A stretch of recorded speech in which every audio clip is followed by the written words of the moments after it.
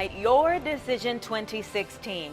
We've been watching results in the Mermaid City as well to see who will be taking over for current Mayor Paul Frame in Norfolk. And let's get right to those results. You can see State Senator Kenny Alexander has more than 50% of the votes for the win.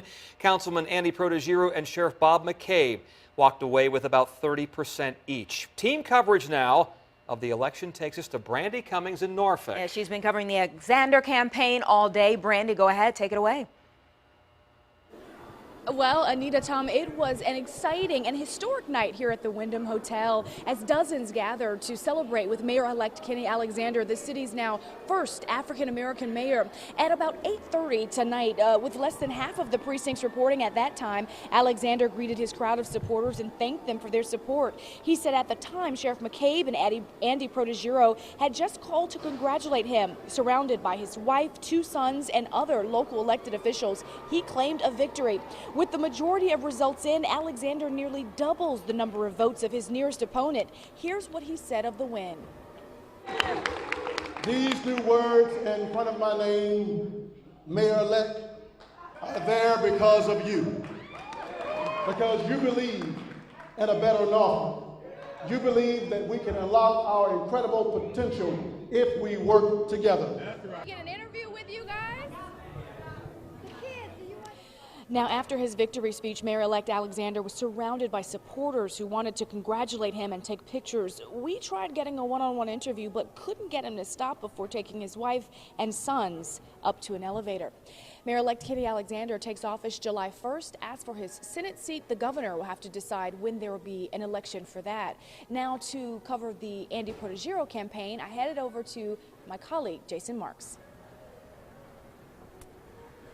Brandy, Andy Protegiro watched the results roll in from his home, surrounded by friends and family. As you mentioned, it just wasn't his night. He called to concede around 8:40, and then he showed up here to greet his supporters. He was in really good spirits. I got a chance to talk with him right after that, and he said this was a very hard fight, very tiring, this campaign, but he's glad it's over.